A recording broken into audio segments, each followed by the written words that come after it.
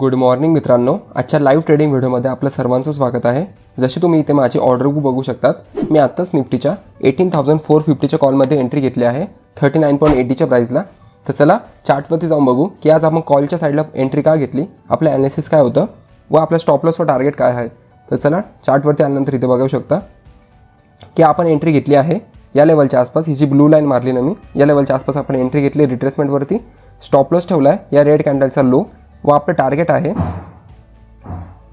18,420च्या आसपास. आता हे टार्गेट आपण का ठेवलं, जर आपण हा चार्ट झूम आउट केला ना तर मार्केटने 15 मेच्या दिवशी इथे खूप कन्सल्टेशन केलं होतं. तर म्हणून आपण 18,418 किंवा 19च्या आसपास टार्गेट बुक करू. परंतु जसं इथं बघायला मिळतं की मार्केट पुन्हा इथं रेजिस्टन्स खात आहे. तर बघू हा ट्रेंड कसा पॅन आउट होतो. या व्हिडिओमध्ये बनून राहा, कारण आपल्याला या व्हिडिओने कळेल की लाईव्ह ट्रेड चालू असताना आपण स्टॉप लॉस व टार्गेट कसं मॉडिफाय करायचं असतं. तर आता करंटली आपलं 140च्या आसपास प्रॉफिट चालू आहे. आपण एंट्री इथे घेतली आहे, स्टॉप लॉस ठेवला या लेवलच्या आसपास व टार्गेट आहे 419च्या आसपास, म्हणजे 1:2च्या आसपास हा ट्रेड आहे.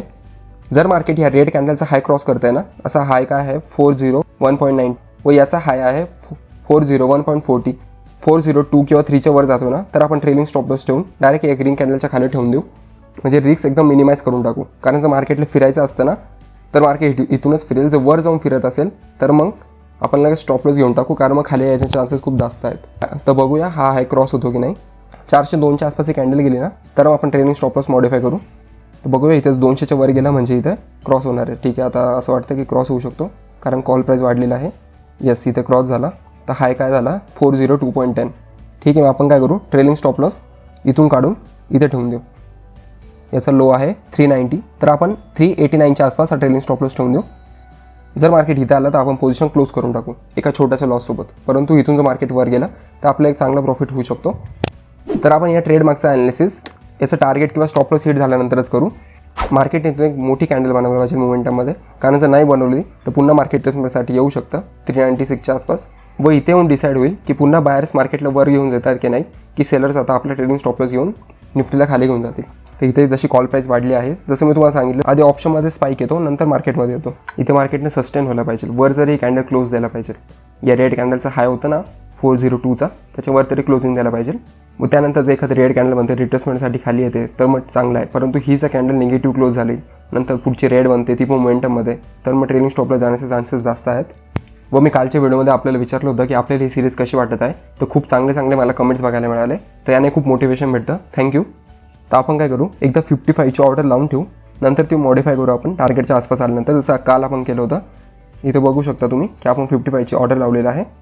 कॉल प्राईस वाढायला पाहिजे, इथे मार्केट वाढतं मग कॉल नाही वाढत. जसं कालसारखंच होतं की टार्गेटच्या आसपास गेलं ना तरी पण हा कॉल जास्त नाही वाढणार, कारण सर्व जे लोक आहेत ना ते पूट विकत घेण्यामध्ये खूप इंटरेस्टेड आहेत. कारण त्यांना वाटतं मार्केट खूप वाढलं, पडेल रिट्रेसमेंटसाठी खाली येईल, तर सर्व पूट विकत घेण्याच्या मार्गावरती आहे. परंतु आपण मार्केटचे सेंटिमेंट बघून चार्ट ॲनालिसिस करून व प्राईस ॲक्शनच्या बेसिसवरती कॉलचा ट्रेड घेतलेला आहे.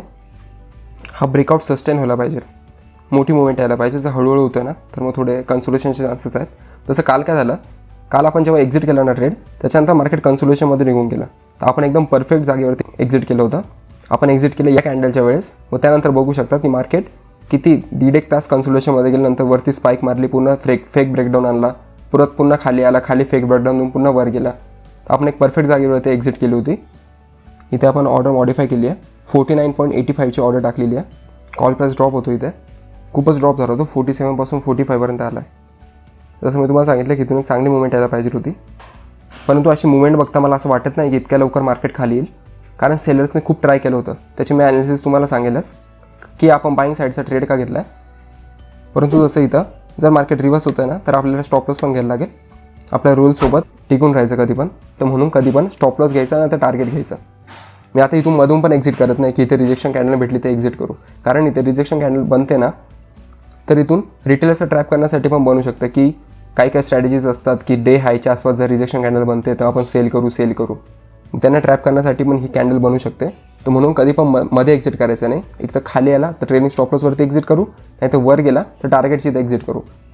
काय सांगितलं मी तुम्हाला ही कॅन्डल चालू होती तेव्हा, की इथून मार्केटने एक मोठी मुवमेंट देऊन वरती क्लोजिंग द्यायला पाहिजे. जर खाली येतो ना तर रिट्रेसमेंटसाठी खाली येईल व रिट्रेसमेंटसाठी आल्यानंतर आपल्याला कळेल की आता स्टॉप लॉस जाणार आहे की टार्गेट. इथे मार्केट सस्टेन नाही व्हायला पाहिजे खालच्या लेवलला, बायसने वरती पुश करायला पाहिजे, कारण इथे एक सपोर्ट झोनसुद्धा आहे. परंतु तसं बघायला मिळतं की मोठी कॅन्डल बनते. जर ही रेड कॅन्डल आहे ना, या रेड कॅन्डलचं जी खालची वीक आहे त्याच्यावर जाऊन क्लोज झाली ना, क्लोजिंग द्यायला पाहिजे, तर मग आपल्याला थोडे बुलिश सेंटिमेंट बघायला मिळतील. कारण इथं कसं होईल मग ॲनालिसिस, की मार्केटने आधी सेलर्सने ट्राय केला, पुन्हा सेलर्सने ट्राय केला, पुन्हा सेलर्सने ट्राय केला, तरी पण क्लोजिंग या लोच्या वरच आली, तर मग तिथे थोडी बुलिश सेंटिमेंट होतील. परंतु असं बघू शकता की कॅन्डल खाली सस्टेन होत आहे. तर बघूया क्लोजिंगच्या वेळेस कुठे क्लोज होते. आता जर मार्केट या हायच्या वर जाताना ही जी रेड कॅन्डल बनवली होती, काय होता हिचा हाय 408. तर 408च्या वर जर मार्केट आता गेलं ना, तर मग आपण ट्रेलिंग स्टॉप लॉस आणून डायरेक्ट या रेड कॅन्डलच्या खाली ठेवून देऊ. बघूया 408च्या वरचं मार्केट वर जरी गेलं ना थोडंसं 1-2 पॉईंट, तर मग आपण स्टॉप लॉस इथे आणून टाकू. कन्फर्मेशन आहेच की मार्केट इथून वर पण जाऊ शकतं, कारण इथे सेलर्स इतके स्ट्रॉंग नाही की खाली क्लोजिंग देऊ शकतात. मी काय सांगितलं होतं या ठिकाणी, की आपण काय ॲनालिसिस केली की सेलर्सने 3 वेळेस पुश डाऊन केला मार्केटला, तरी पण कॅन्डलच्या खाली क्लोजिंग नाही देऊ शकले. मग मार्केट इथं वर गेलेलं आहे, तर बघू इथं सस्टेन होते की नाही. परंतु हे तर कळलं ना तुम्हाला की कधी पण जेव्हा असं कॅन्डल बनतं ना, की सेलर्स 3 वेळेस ट्राय केलं सेलर्सने, तरी पण क्लोजिंग नाही देऊ शकले, तर मग बायर्स इथून टेक ओव्हर करू शकतात. चला आता आपण काय करू, ट्रेलिंग स्टॉप लॉस आणून टाकू इथे, तुम्ही सस्टेन व्हायला पाहिजे वरती. जर लगेच सेलिंग प्रेशर येतो मग नाही आणणार, तर आपण 96च्या आसपास हा ट्रेलिंग स्टॉप लॉस आणू. मार्केटमध्ये एक मोठी स्पाईक तरी द्यायला पाहिजे. ऑप्शनमध्ये आपल्याला हाईक नाही बघायला मिळत आहे. जर याच मोमेंटमध्ये जर मार्केट वर गेला असता ना, तर चांगला प्रॉफिट बघायला मिळाला असता. परंतु इथं बघू शकतात की मार्केट आता त्याच रेंजमध्ये आहे, तरी पण ऑप्शन हा 47.50च्या आसपास होता, तोच आता 44.20च्या आसपास चालू आहे. कधी पण आहे ना, ट्रेडिंग स्टार्ट करत असाल ना तुम्ही, तर कधी पण एक छोट्या लॉटने स्टार्ट करायचं. जसं आत्ता मला 300 रुपयावरती कोणती भीती नाही वाटत आहे ना, हेच जर मी करत राहिलो काही दिवस, त्यानंतर 3,500वरती पण भीती नाही वाटणार, त्यानंतर 30,000वरती पण भीती नाही वाटणार. इमोशन्स कंट्रोलमध्ये राहतील. काय लोक काय करतात, जेव्हा मार्केटमध्ये एंटर करतात ना, म्हणजे एकदम बिगिनर स्टेजला, तेव्हाच लाख रुपये 2 लाख रुपये घेऊन येतात, पूर्ण वाईपआउट करतात. मग नंतर तो लॉस रिकवर करण्यासाठीच त्यांचे खूप वर्ष निघून जातात. परंतु जसं इथे मार्केट वाढते परंतु कॉल वाढत नाही आहे, हाच तर प्रॉब्लेम होतो आहे आज कॉलच्या साईडला. 47 तर याच ठिकाणी चालू होता, आता 46 चालू आहे इतकं वर जाऊनसुद्धा. परंतु जर मार्केट इथून आता वर जातं ना, पुन्हाचा हाय ब्रेक करतो हा, तर मग इथून आपण मोठं टार्गेट घेऊ, 52चं तरी घेऊच. जेवढ्या जोरात ते सेलर्स खाली घेऊन आले ना, 410 पासून ते 400पर्यंत, त्याच मोमेंटममध्ये इथून बायर्सनं वर घेऊन जायला पाहिजे. कारण तेव्हाच हे सेलर्स घाबरतील, त्यांच्या स्टॉपलॉस उडायला मार्केट एकदम मुवमेंट करेल. बायर्सची ज्या ठिकाणी गरज आहे ना, तिथे बायर स्ट्रॉंग नाही होते. कारण जर तुम्ही बायरचं स्ट्रॉंग झाले ना, तर आपल्या फेवरमध्ये हा ट्रेड चालेल. आपण इथून मोठं टार्गेट एक्सपेक्ट करू शकतो. कारण मार्केट जर इथून जाता याला क्रॉस करते ना, तर लगेच फिरणार नाही, तर एक चांगली रॅली देऊ शकतो. आणि 6 आपण इथे ट्रेडिंग स्टॉपलॉस घेतलेला आहे 396चा. कारण मार्केट आपल्या याच्यानुसार चालला नाही, गेला पण होतो तो 414च्या आसपास. परंतु जे ऑप्शन प्राइजेस होती ना, ती जास्त रॅपिडली इन्क्रीज नाही झाली व फॉल होताना ती जास्त फॉल झाली. तर म्हणून आपण काय केलं, एकदम कॉस्ट टू कॉस्ट काढून टाकलं याला. एकदा रिफ्रेश करून दाखवतो, एकदा 75च्या आसपास काढला आहे, याच्यातून चार्जेस पण जातील. तर म्हणून आजचा आपल्याला नो प्रॉफिट नो लॉस झालेला आहे.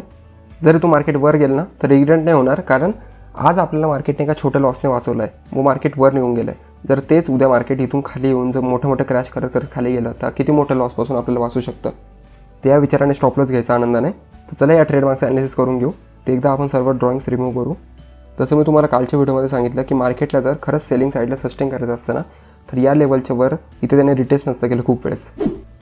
परंतु असं मार्केटने इथे रिटेस्ट पण केलं, वरती ब्रेकआउट पण दिला. म्हणून आपण काल बाईंग साईडचा ट्रेड घेतला होता व त्यामध्ये टार्गेट बुक केला.